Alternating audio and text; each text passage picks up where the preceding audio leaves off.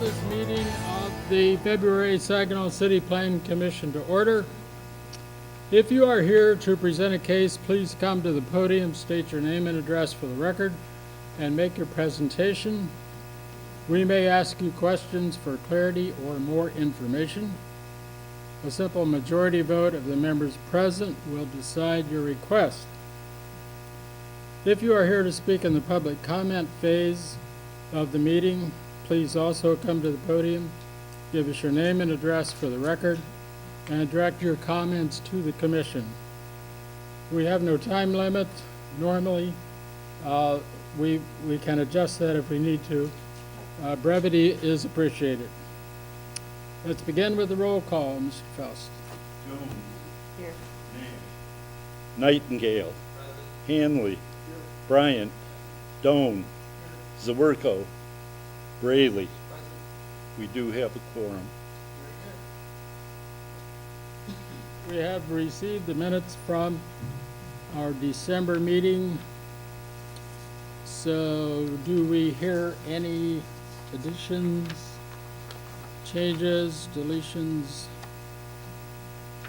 from those? If not, I would entertain a motion to approve the minutes. To approve the minutes. Support. Been moved and supported. All those in favor? Aye. Opposed? Motion carries. We have the agenda before you.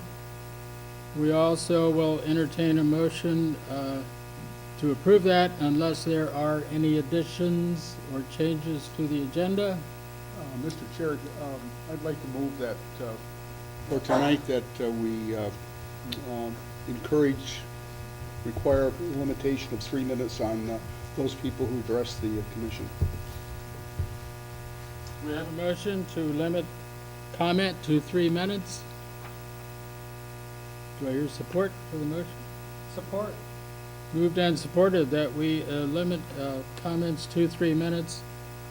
All those in favor? Aye. Opposed? That motion carries.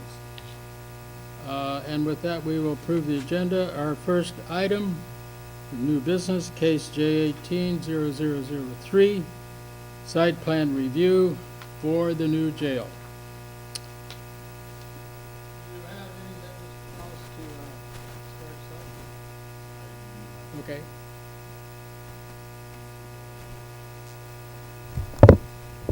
off? Okay. Good evening, members of the Planning Commission. My name is Robert Bellman. I'm the County Controller, Chief Administrative Officer, and Chairman of the Building Authority. The Board of Commissioners has turned the design and construction of this project over to the Building Authority. The 89,000 square foot, 511 bed jail being proposed by Saginaw County has been bonded out for the construction of this project on county-owned property bounded by Harrison Street, Adams Street, Webster Street, and Cass Avenue, or Cass Street. Representing the county tonight is Larry Goldberg, the architect, with Goldberg Group Architects, and Jeff Wood from Spicer to speak specifically on the project for you. But I am available for any questions that you may have of the owner on this project.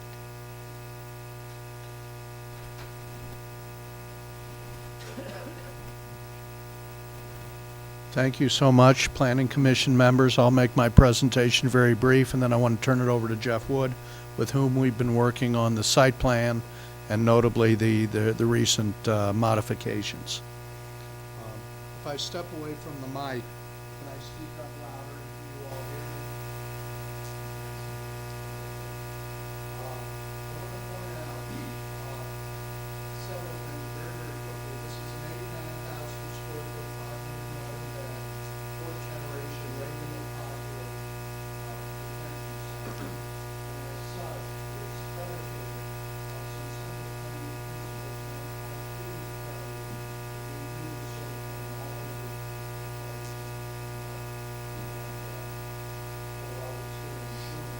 but the idea is that you have a full office and a central point of view, you have direct visual access into a series of highways around it. The reason this is notable is because detainees are kept in rear trace steel cells, which are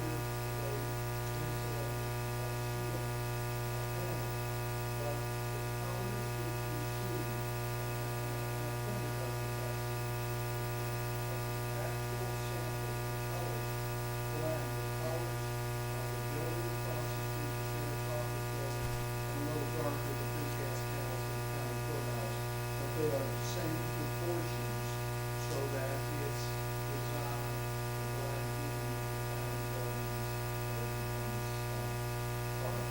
So that this was not done in all the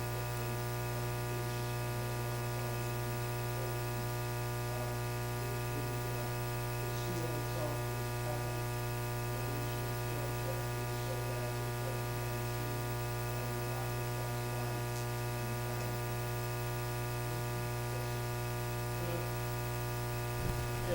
In maroon there, I'm assuming is the front of the building, that's the entrance.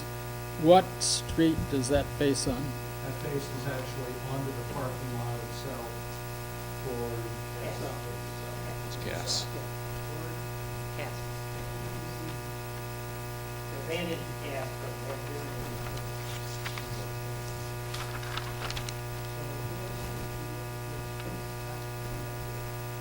This is the entrance to the front. That opens directly onto the parking lot to the south.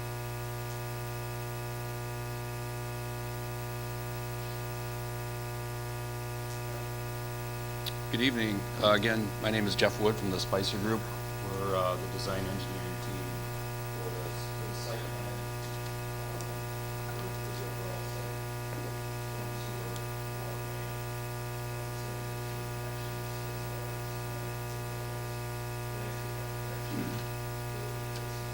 we were working with the building commission. Using this concept, first had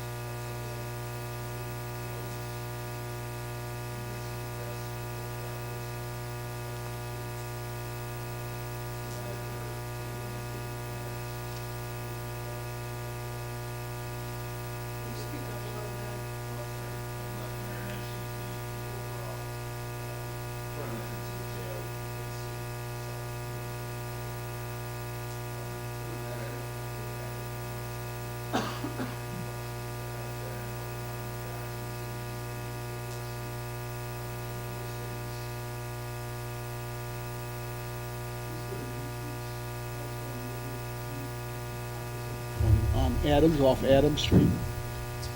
there's a Sally Port entrance, it comes off from Adams. From Adams, for ingress and egress for excavations for law enforcement. There is an employee entrance on the north here, but the main primary entrance is right here in the front. Here's the vehicular Sally Port that faces Walnut Street. Webster, I'm sorry. So that, so that the mass of the building, which this would be the view, the mass of the building is set back 40 feet from the perimeter of the site. So this whole four-story building isn't up against the edge of the site. It's pulled back 40 feet.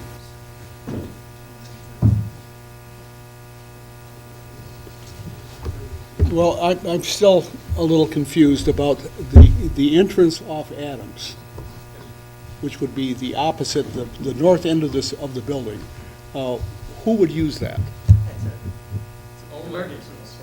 Only people bringing in, I'm Terry Blanchard with Goldberg Group also. The Sally Port will only be used for officers bringing inmates into the facility. So whether it be Saginaw County officers or the City of Saginaw or Saginaw Township, they only bring inmates off from Adams.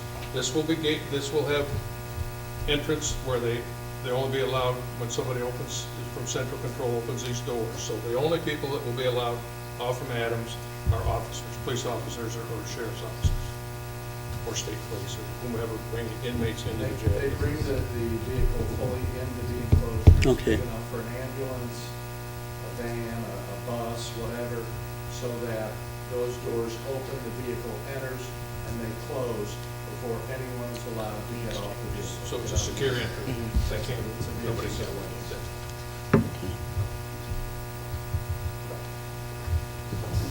I wanted to point out one more thing that is site related, and that is, this is the basement plan. And what I would point out to you, commissioners, is that this is the tunnel that is coming out right here below grade. And that tunnel extends the existing tunnel from the basement of the courthouse to the existing jail. That jail is removed upon completion of this building, and that tunnel is extended, and it will reach a total of about 250 feet, and that enters into the basement of the new detention center, so that detainees can be taken from the new detention center into the basement of the courthouse and up an elevator to pretrial holding without being on the surface. When you construct the tunnel, is that going to necessitate closing the 200 block of Harrison? During construction. How long will that take? Give us a ballpark time frame?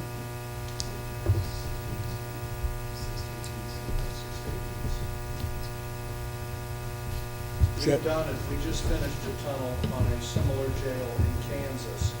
And what we were able to do, because it was a 4-lane street, is we were able to do half the tunnel, close half the street, reroute traffic back and forth on the other side, and then open that after that work was done, and do it so it's not even necessarily that we'd have to close the street in its entirety.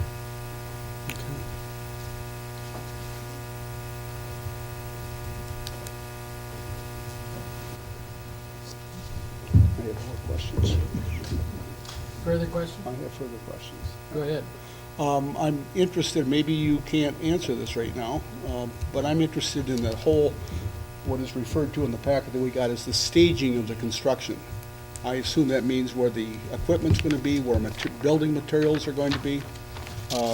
What are your options there? What are you thinking about as to where you're going to do the staging? Because that's going to have a potentially impact on the neighborhood. Spence Brothers, who is going to be the construction managers on this project, are proposing that it will be out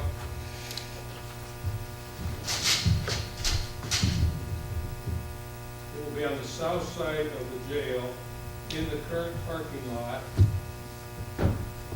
So they'll fence Essentially out. Okay. they'll fence in that area out in front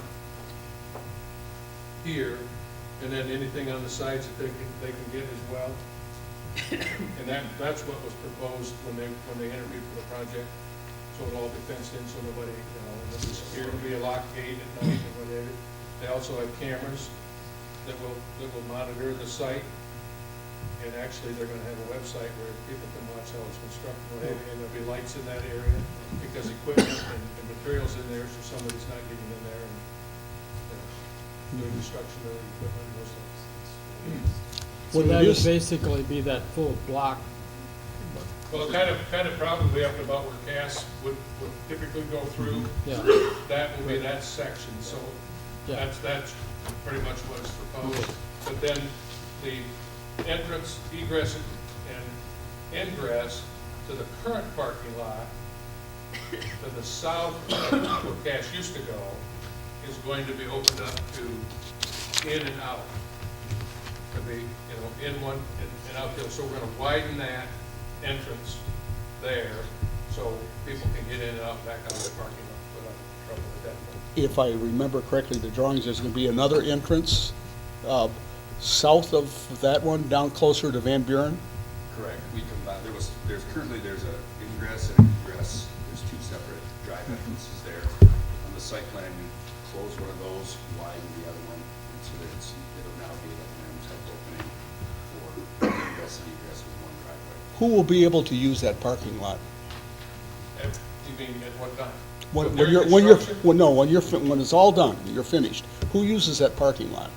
So it'll be primarily anybody who is coming to do business with the jail or visit an inmate or county employee. The parking lot is currently occupied by county employees or jurors who have to report to the court. And right now, there's a sign that says that it's permit only and you'll be towed away if, Yes. what are you gonna do, how are you gonna segregate visitors to the jail from county employees in parking, as far as parking Yeah, goes? we'll delineate the southern portion of the lot if we still retain that as county employees, because the current site will be demolished and a parking lot will be built there. That will shift some of the county employees that used to park where the new jail is going over to that site. So depending on what's remaining, will either be for jurors or some county employees that will segment individual spaces by permit.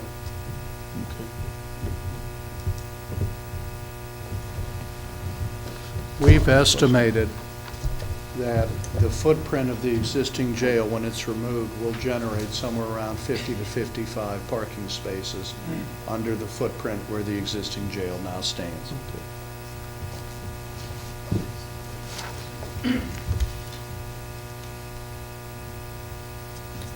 Are there further questions or comments?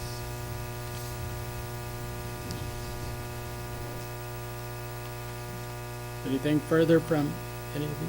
So just to give you some insight over the last couple of weeks, I think after we met with the planning department and the engineering department back in, let's say, December, January, when we decided to move away from recommending or requesting the closure of Harrison Street to moving this project entirely on the site, it suggested that we reach out to the Heritage Square Historic District, which we had met with, and we also met with members of First Presbyterian Church, tried to share this information with them, tried to address some of the concerns to the best of our ability. Some of the concerns, of course, is during construction, when they're driving 8 piles approximately 120 feet down, is the vibration and the potential damage to some of the historical structures there, as well as that First Presbyterian Church. So we've offered to do video inspection / taping of homes inside and out, if the resident allows us, or the church inside and out, to document current condition, so that if there is any damage, we can clearly delineate what occurred after that portion of construction commenced. And I know Spence Brothers has talked about putting some type of detector, vibration detectors on properties Video near, logs.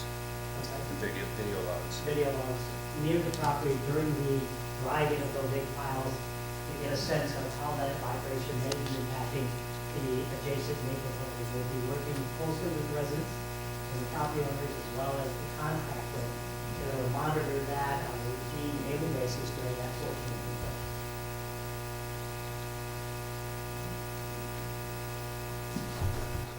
Thank you.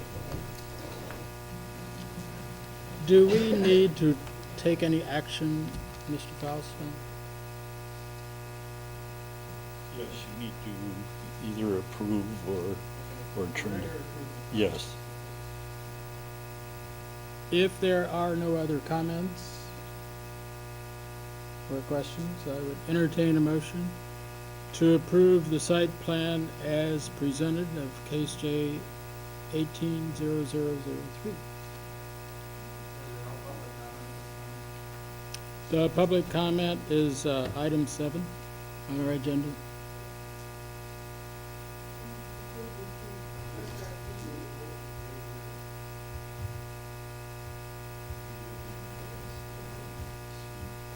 Towards the site plan. Okay, if we're moving the public comment, that's fine. Please do remember that we ask for a 3-minute time limit, so we will allow this time for public comment.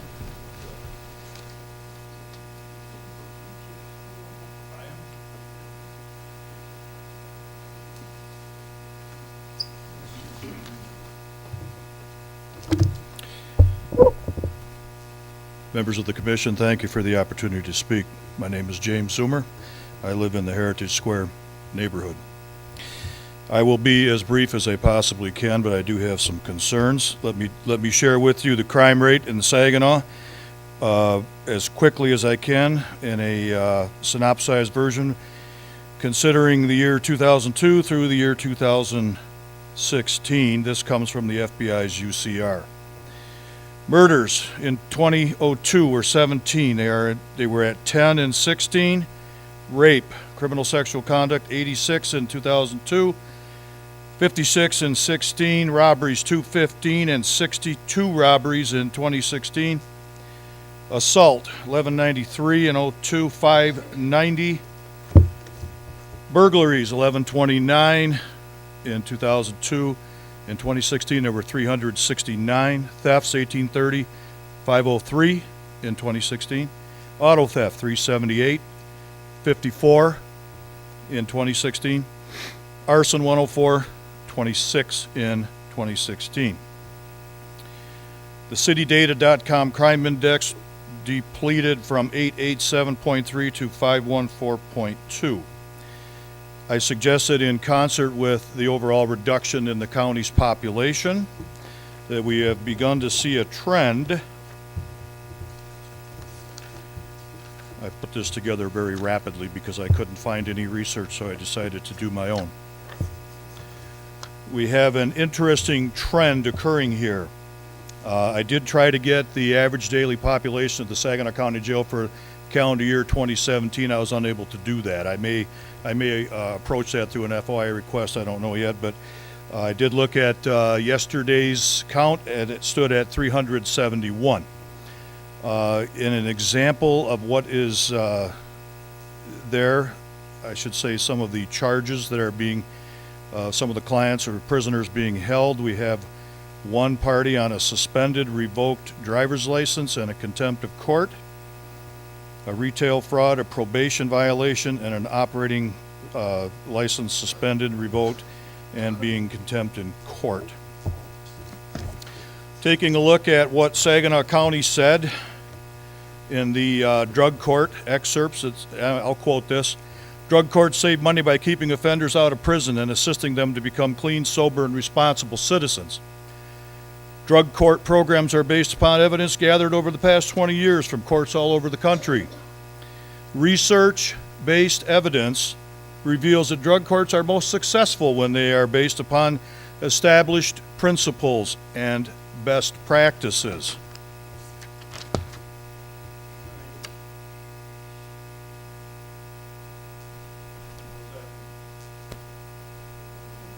I'm done. We did agree to a 3-minute time limit. Many people are here to speak to that. May I continue or no? Well, if you can make it very fast, yes. Okay, I will go as fast as I can because I think my point is valid. Oakland County did a study. Michigan State verified that study. The Alita V. Lutz Veterans Program has a jail diversion program. My point, sir, is, ma'am, is that with the increase in electronic surveillance, the average daily count of the jail being down, where does this projection of 511 beds come from? Is that based on empirical research? Is that based on data that can be supported? Or is it possibly based on something else like the ability to lease cell space to adjoining contiguous counties? So my question is very simple. Are the resources of Saginaw County being allocated prudently, appropriately, and in the best interest of all the constituents and the stakeholders of Saginaw County? And is a jail of this size, this magnitude, at this cost, will it truly be fiscally responsible? Thank you.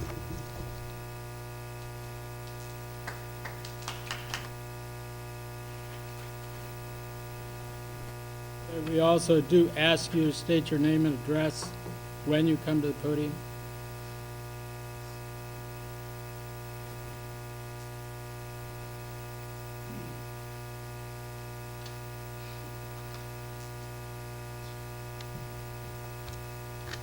My name is Mark Oberschmidt. I live in the historical district. I've owned property in there since 1973.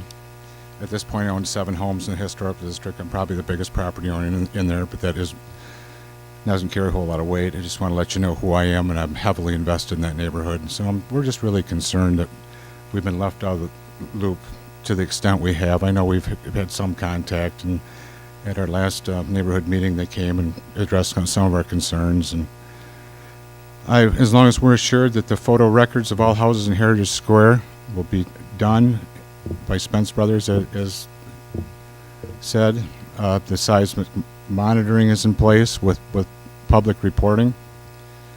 We have asked, and we have been granted no access from Webster Street. There were openings on that parking lot that came out of directly into Heritage Square. We've remedied that, and those are gone, so I'm grateful for that.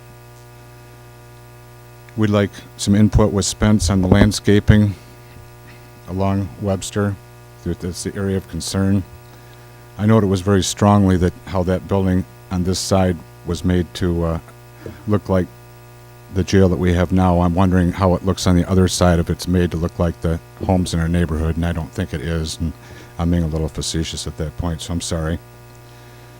We want to be, obviously, the parking lot and the adjoining areas will be under surveillance with good cameras.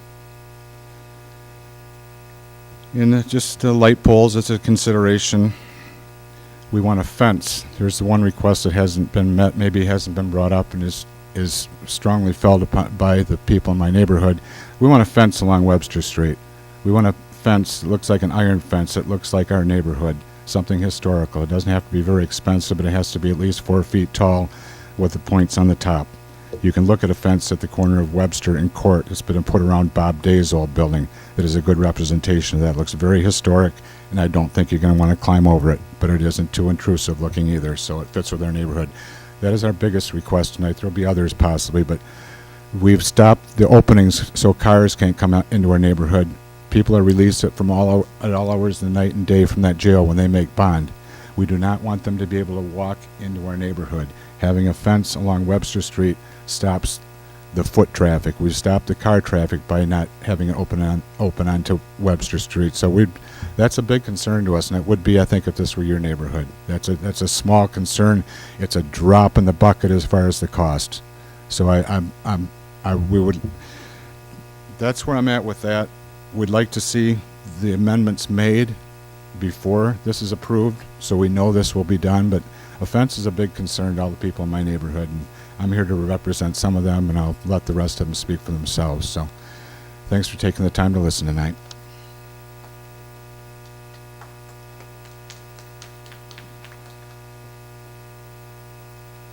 Hello, I'm Nancy Burdick, 803 Adams in Heritage Square. My concern, because we are right across the street, less than 100 feet from where the building's being built, I was concerned about the vibrations from the pile driving that's going to go on. I was told, I was told that they would monitor. However, I asked had it been done anywhere else, and I was given 3 places, but I haven't gotten any result from any of the 3 places. They don't know that anything happened. So I did speak with the owner of a construction company that did the Ipple building, because he did some pile driving. He's also involved with this project, and he said there won't be any problems, don't worry. And I was concerned about the church because it's 180 years old with the stained glass windows. He said, oh, you just put some styrofoam up there. Well, I'm a little more concerned. So I called, or I started looking online. I did find a geotechnical engineer at MDOT, at Michigan Department of Transportation, who had said, yes, there are problems with reverberations. And he's written a number of things, and he also oversaw a study through U of M that showed how you can minimize problems. And there are a number of other studies we can see online where, yes, reverberations, vibrations have affected nearby structures.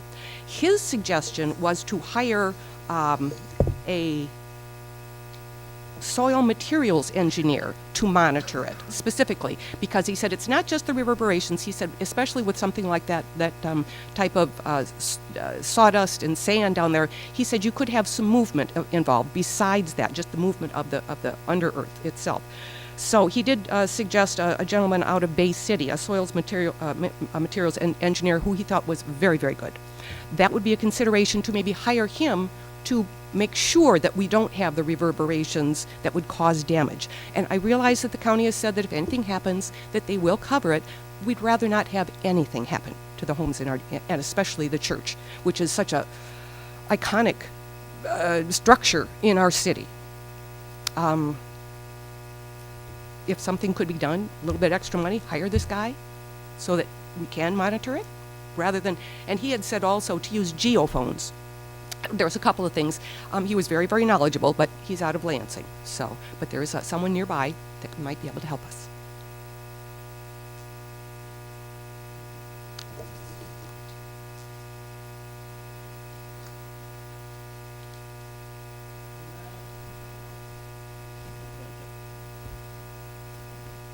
Hi, my name is Kathy Marcoux, and I live in Heritage Square. And I'm right on the corner of Van Buren and South Webster. So I've seen the jail and the parking lot for over 25 years. Now that you're moving your facility in the parking lot, and the front door is right on exiting on Van Buren, it's a big concern for all of us that live in Heritage Square. I like to reiterate that Mark saying that we need a fence, and we would like to have that put in place before you approve this for our safety. We have too many people that are walking in our neighborhood, people picking up people from jail. They're not even parking in the parking lot. They don't want to be seen by the jails or the police officers. So they're parking in our streets. And they're parking and walking in our neighborhood, our yards, and we even have, what is that between the street, the alleyways. So we've got strangers that are driving through our alleyways. Some of the people have to park there because that's the only way they can get in and out of their garage. And people that don't live there are coming through there. So I understand this facility is needed, and the type of clientele that you have are offenders. And we just don't want them just walking wherever they want to. If we can put the fence up and have them exit towards Michigan so that they can go into the business area and stay out of our residential area, I think that we would feel safer. And that's it.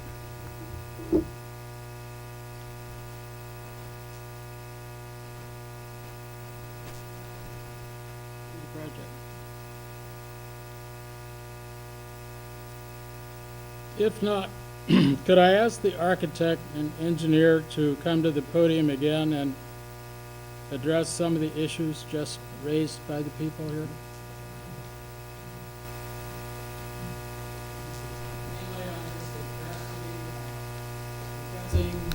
The vibration, I think covers. Capacity of the jail, we looked at the 5-year historical data of the population, and yes, it is declining, but that's only been over the last 12 to 16 months, where even that data is not reliable because any of the specialty courts could cease to exist, and any of the methods is solely up to the judges. So the sheriff has to house whoever the judge orders to that jail. We felt the 511 bed, even though it's only 2 less than what currently is there, and has been there since the late 90s, has about 35 beds dedicated to mental health inmates and any inmate medical attention that may be needed. So it's really closer to 476 permanent housing for inmates based on our 5-year historical data. And we're comfortable with that. That was a big issue for the Board of Commissioners and the committee that oversaw this project to really hone in on how big this jail needs to be, not only looking today, but down the road. And some of the changes that may be faced with legislature considering extending the length of stay for jail versus prison from 1 year to 2, which would then increase our population if that goes through the state legislature. So that's how the population for the current or proposed facility was determined. Well, not only that, but if you ask me, the largest challenge in designing a correctional facility, detention facility today, it's classification, that we have a breadth of detainees, the likes of which 15 or 20 years ago we never dreamed of, whose behavioral situation, as Robert alluded to, cognitive deficits, physiological issues, violent behavior, which may or may not have anything to do with the actual crime that they've been arrested for, and so forth. So what happens is you have what we call custody slippage. And what that means is, let's say you have a 20-bed unit for a certain type of female detainee, and on Wednesday night, 6 of the beds, let's say 15 of the beds are used. I can't put another classification or put males or others in those 5 empty beds. So what happens is you create a series of slippages so that you can classify as securely and safely as possible. And so you don't have a bad check passer in with an axe murderer, to use an extreme. And that's why normally we'll design against a 15% classification slippage. So even 476 in terms of general population is really more like 420 to 430. So we were very careful to accede to the county's recommendations that we keep the facility to a smaller size than might otherwise have been the case.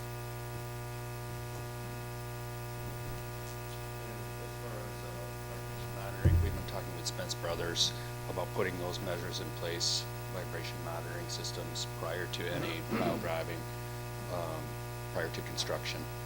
And another big topic is the fence. I think we need to go back and talk to the building committee about the fence. And one of the concerns that we've already addressed is the ingress and egress off of Webster Street. And I guess this is the first I've heard of the fence issue tonight, but I think we can take a look at that. It was shrubs, and we, at one point, they asked for at least a shrub wall along the building, and that is shown on the drawings. And now, as Jeff said, tonight we heard fence, so, again, that would have to be something that the building authority will discuss. There's nobody here from Spence?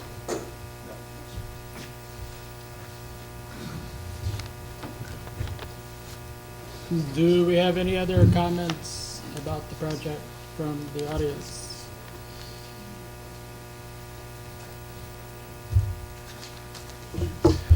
John Millen, 508 West Remington.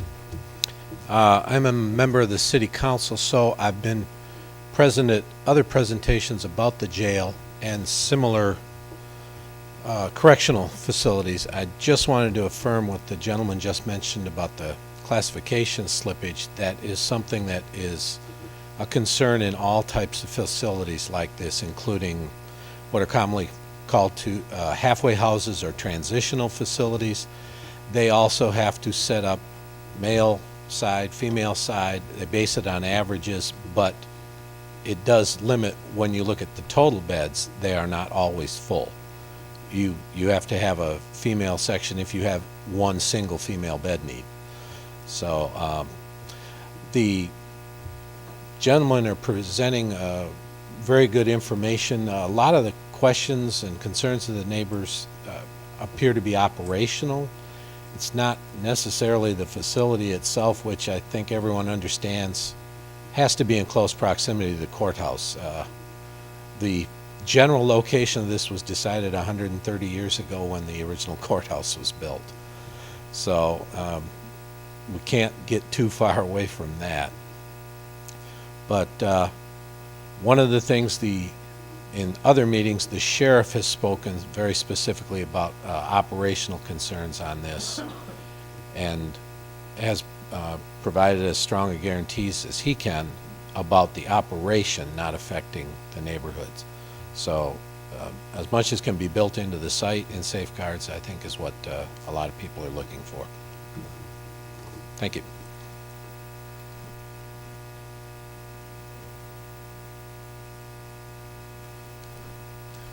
Hello, I'm Dave Boersma. I'm a project manager and architect for Spicer Group and have been overseeing the structural design as well as the deep foundations. And I can speak a little bit about the geotechnical report for the site. There is not sawdust on the site, contrary to what we thought it would be with all the sawmill history in the area. The first 15 feet of the site is comprised of organics and a stiffer clay between 15 feet and 90 feet. It's basically a slurry that's thinner than toothpaste. No capacity at all whatsoever. The vibration transmittal of that type of material is very low. So I just wanted to mention that to some of the people that aren't privy to that information. Spence Brothers has committed to monitoring the site, but I can tell you from the geotechnical, there's not a whole lot of risk. They're not going to be hitting anything that is of any decent capacity until they hit 100, 120 feet. And there's a buffer of about 75, 80 feet of muck.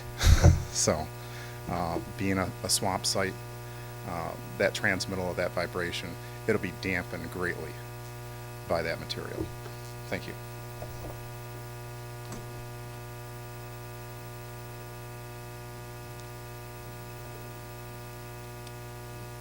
Do we have any other comments?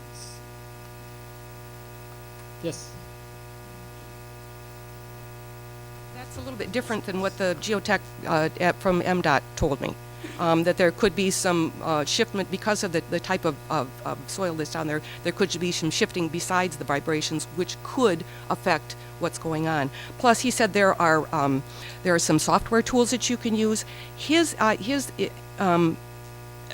emphasis is minimizing the effects rather than just a seismograph.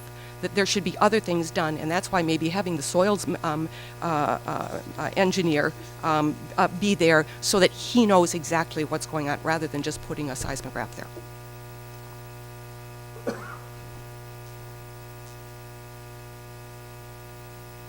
Do we have any other comments?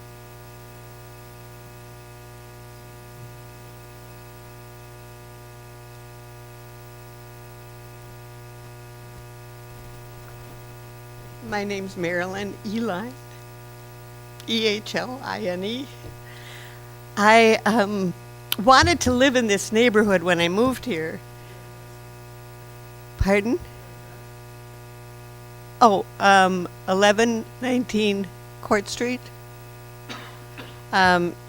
Because of the trees and the atmosphere, I'm not really happy with being in a suburb where there are very little trees and there's not, some people don't even put bushes or anything in their yard. I would really like to see that there is some investment in the landscaping so that we can drive around and not everybody will look at this and say, oh, that's the jail, because there's some trees around, bushes around, and the general atmosphere fits in with the neighborhood. Thank you.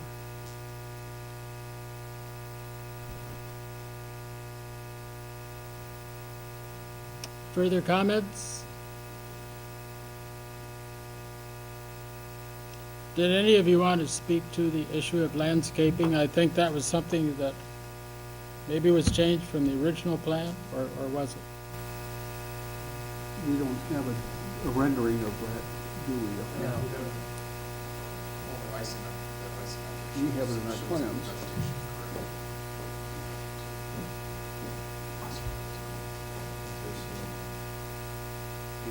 plan is to invest in landscaping all along Greenville, trees and shrubs. We're showing, and better than that, as the architect,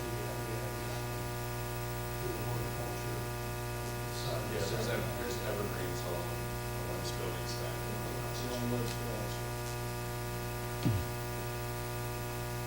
So that will be part of the final Yeah, it's a development. landscaping plan and Thank you. Yes. I just have questions as the project progresses. I know there's been a couple community meetings, but are there any community meetings throughout this process? Well, I wouldn't say there's. Aside from the county commissioners' regular Well, meeting. There's building authority meetings every 2 weeks where we present updates on the project. Right now, it's updates on the budget, it's updates on design. So, and we will continue those every 2 weeks. So anyone is welcome. And there's an opportunity for the community to speak in those meetings. When are those? When are those? They're on Thursdays, every 2 weeks, actually. They're this Thursday, and then every 2 weeks thereafter. Okay. So, and it would be at 10:30 up in the Commissioner's Chamber, the courthouse. And I would. But also along those same lines, I've indicated to the pastor at First Presbyterian that I would continue to stay in touch with and communicate as this project progresses. Likewise, I said that to Leslie Gregory about the Heritage Square Historic District. We also have indicated that, as progress, we'll make those progress reports available to the public so they can see how the project is evolving as well as what's planned down the road. And again, they're going to, and I think they mentioned drone, did they not have a drone where they're gonna have people have a camera where they'll have a website so that, they can see construction progressing as it progresses on the project. So, But I also have given my phone number out and anybody can call me at any time. Okay. To a lot of the residents of the Heritage Square Historic District, I've given my business card out.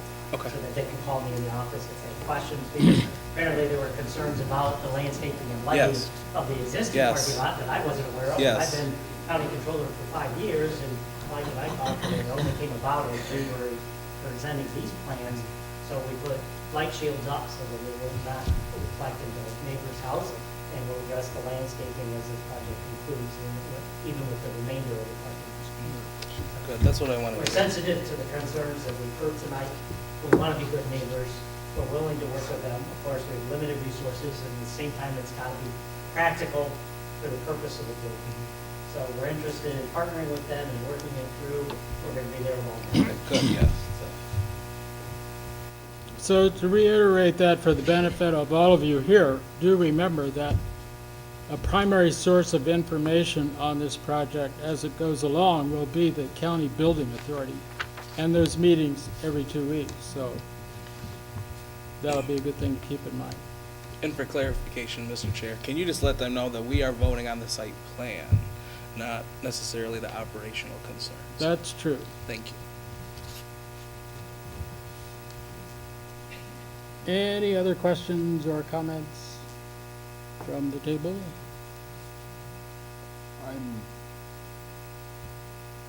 conflicted, I guess, in a couple ways. I wish somebody was here from Spence, but we got some information about the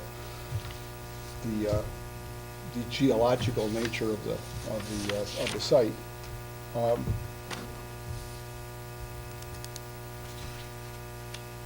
When in pile driving is an issue that I never even thought about till tonight.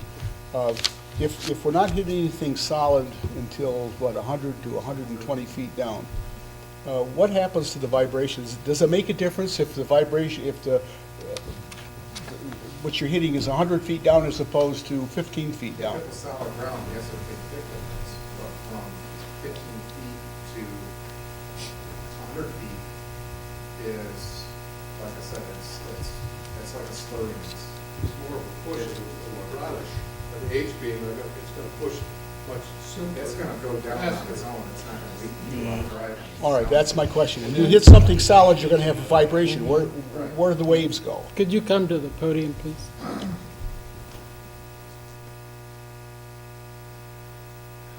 Yeah, that slurry material will dampen what's happening down there. It's not gonna transmit vibration like hitting a wall or hitting a solid piece of concrete.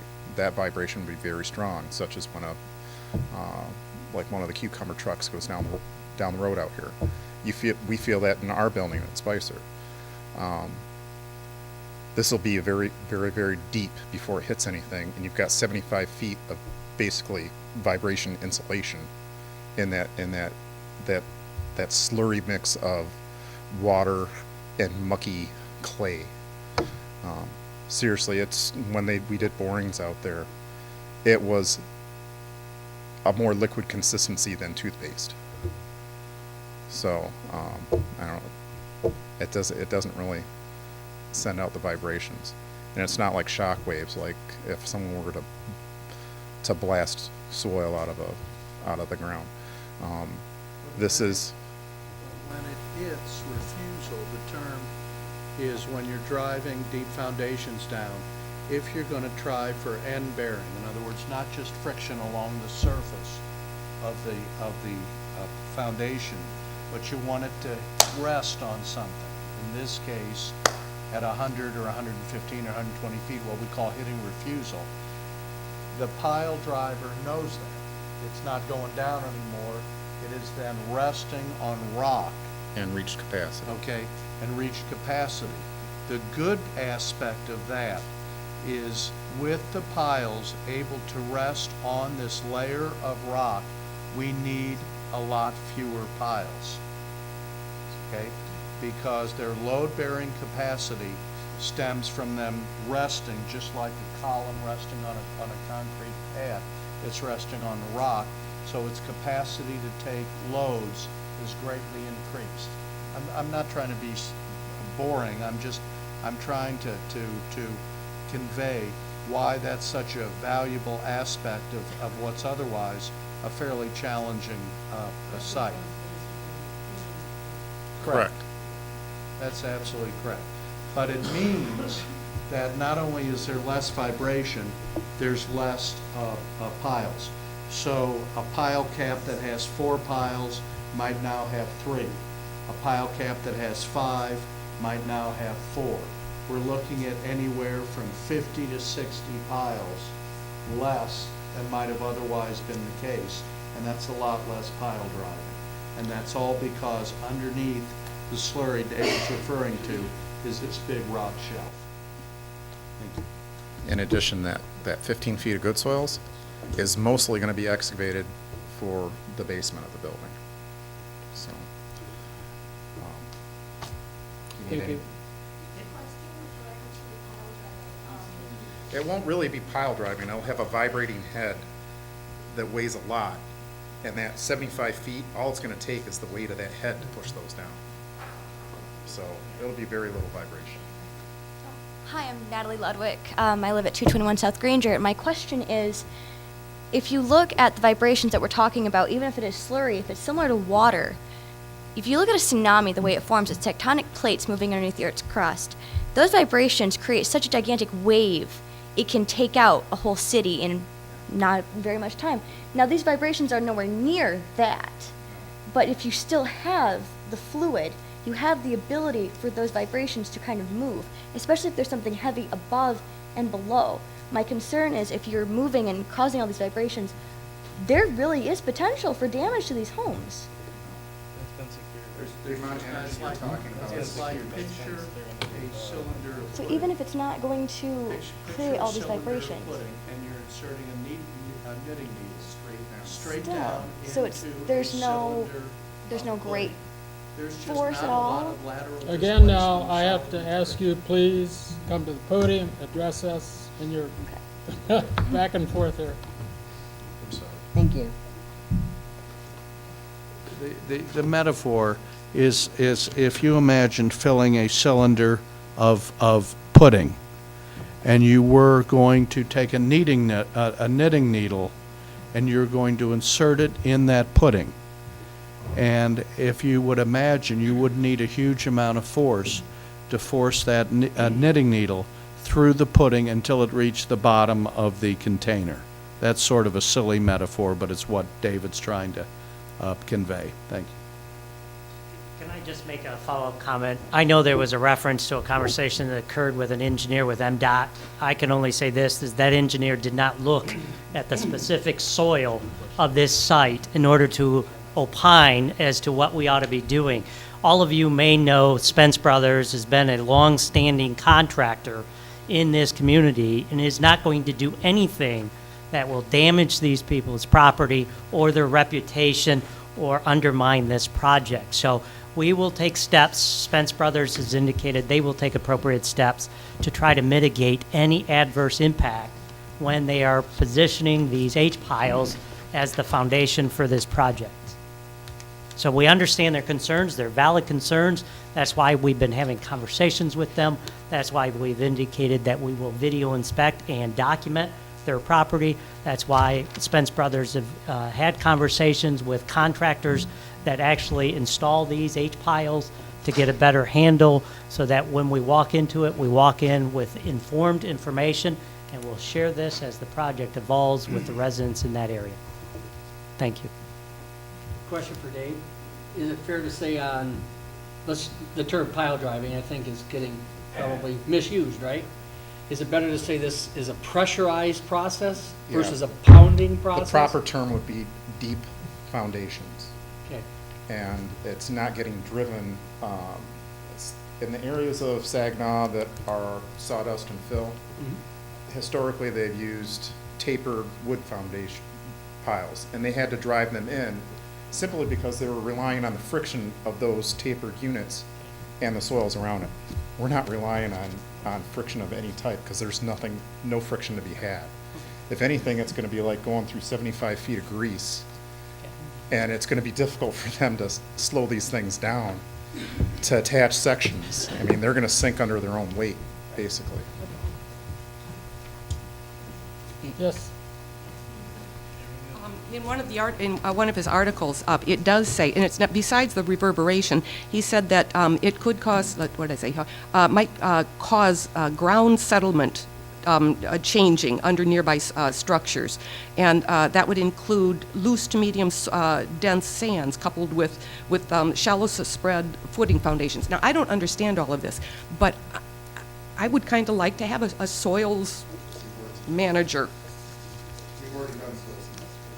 And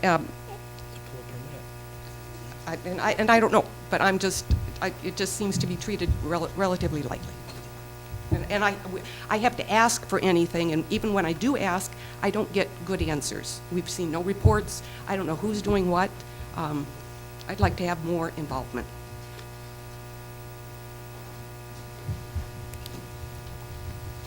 Do we have any other comments from the floor or the table? What a fence.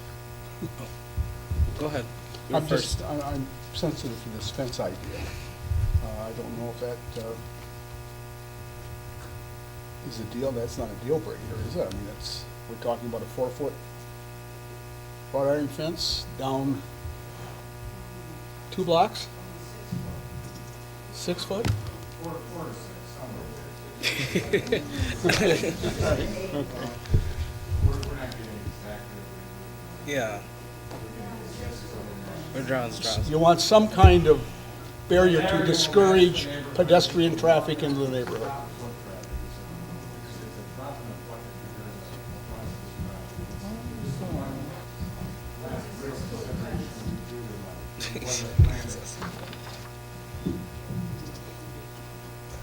Would any of you like to talk about the fence?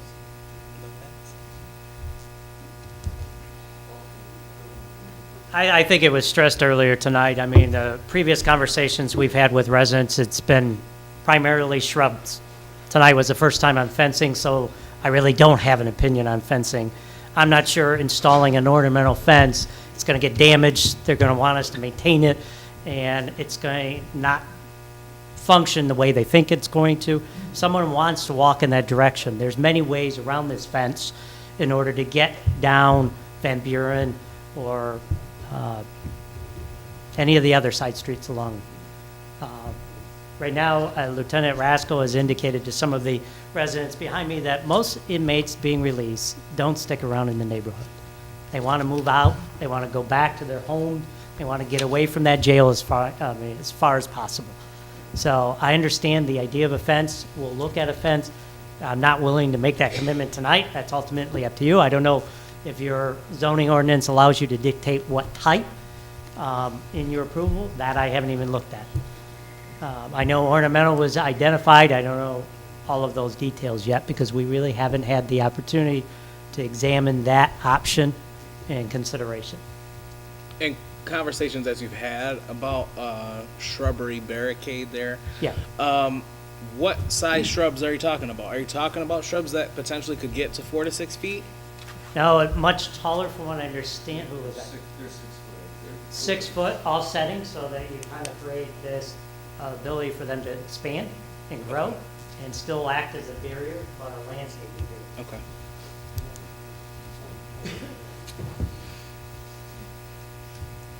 I have another question. Mr. Mike. Bryant? What has our engineering said, our engineering department, as it relates to the seismic activity that could take place? They haven't said anything. They do not, they're not that type of engineer. They don't have that expertise. Okay. So they haven't addressed it at all. Okay. Related to that, we did have this report from the city engineer, which said at that point, the plans were not approved as submitted. Can you talk to that issue? Is that? Yes, anything that you do tonight will have to be contingent upon engineering approval. The issues that were addressed in the memo of February 19th were more to do with the water, the sewer, the runoff from the roof, and things like that. A letter was submitted yesterday by Spicer that went into detail answering some of these questions. There are still some issues to work out. I talked to Beth London this morning about that, so there are issues to work out at this point. So anything that you do will be contingent on engineering approval. Okay. Do we have a speaker? Yes, the comment about the release of the jail customers, clients, People. they do hang out in our neighborhood. They want to get out as fast as they can, that's for sure. But they come right across the parking lot into our neighborhood. So it's very important for all of us to have that fence up there. No shrubs, because they can crawl underneath and so can anybody else. What is it? Well, no doubt, but you should have surveillance there to see them climb the fence.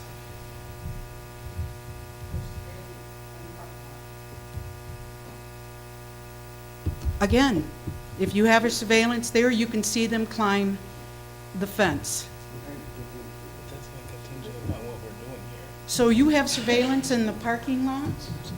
Miss. And you know, it's easy for somebody that doesn't live in that neighborhood to express any kind of opinion that they want to. We're grandparents that are living in that neighborhood now. Our children played in there, went to school there. They went off and they've gone to different places. The people that are still staying there are the ones that want to stay there. And they want to keep their neighborhood safe. The jail doesn't look like anything like our neighborhood, but we have to accept it. That's a business that we understand. It's close to the courthouse. But our churches are there. Our friends are still there. I'm on the outskirts. I've seen that parking lot for over 25 years. I know what goes on in that parking lot. And not just with the convicts that come out of it, with the police officers, with how many of the people that work in the courthouse. They're willing to hurry up and get out of there because the neighborhood's rough. Well, I wouldn't want to live in that neighborhood. That's a bad neighborhood. That's what they all tell us. And we're trying to stay in there and keep it good.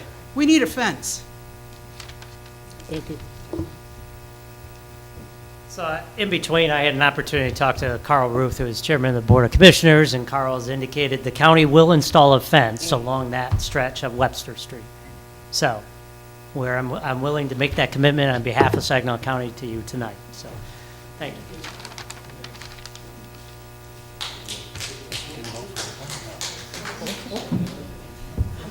Chris Sutter, 408 South Quarter. I would just like to, we're talking a matching fence, something for our neighborhood, not a chain link fence. I mean, I don't want to say, oh yeah, we agree to put up a fence, and then we ended up with a chain link fence. It's got to be something for our neighborhood. Thank you. How do we get the permanent agreement at this point that that will happen? I appreciate Mr. Bell. They can put it as part of the site plan. That's what we're looking for today, is a firm commitment. We won't be back to begging for peanuts. Do you have any further comments? Seems like I've said that before. That's why we're here. From the table, are we satisfied with all our questions? If we are ready for a motion on this case J18-0003. Do I have a motion? Bearing in mind, as Mr. Fouts said, that it will be contingent on the issues raised by the city engineer. And I think we are in agreement that it will be contingent on some wording about the fence.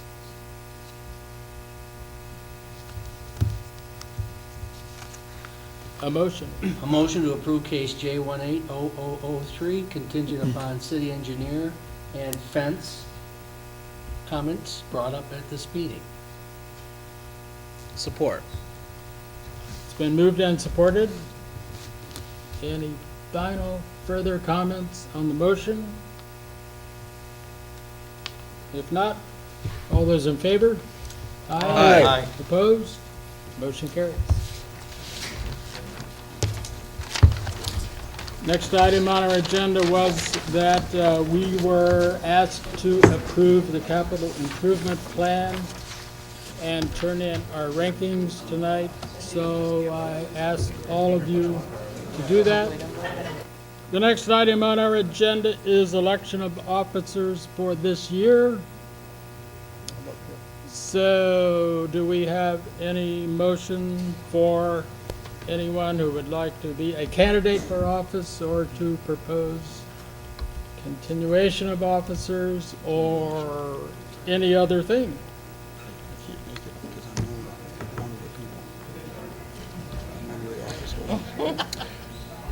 I would make a motion.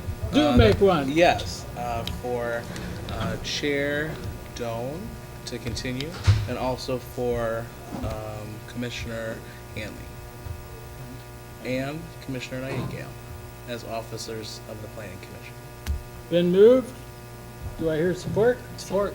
Support. Any further comments?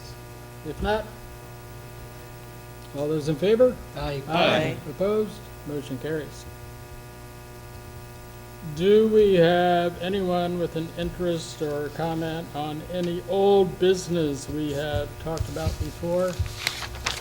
I did have one concerning those issues of renaming streets, but I believe the county or the city, well, the city council, I guess, has now acted on that. Do you want to comment on that, Mr. Bryant? Not at this time, because I think there's going to be more revisions that will take place. So that's being worked There's on. still things that are in the works. There's been an ordinance that has addressed Yeah. the situation partially, but I think that's something that we're going to go back and revisit very soon. So the council, at this point, intends to establish a policy? I can't speak for the council. I can only speak for myself Okay. and know that there's been conversations that have been had. Okay. So if you will keep us informed, I will. we will decide if we need to enter into that also. Do we have anyone to give us public comment on any other topic tonight, now is your chance. I'm sorry, I missed the part of the meeting about the cap.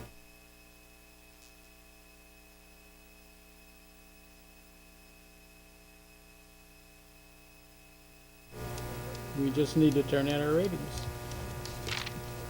And we find, of course, as always, that we never have enough money to do everything that needs to be done, including the complete rebuilding of Malzahn Street between Mackinac and Brockway, for example. Yeah, no kidding.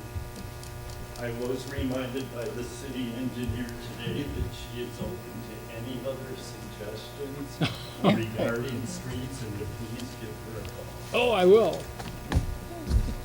But anyway, if there are no other items, we are adjourned. Like,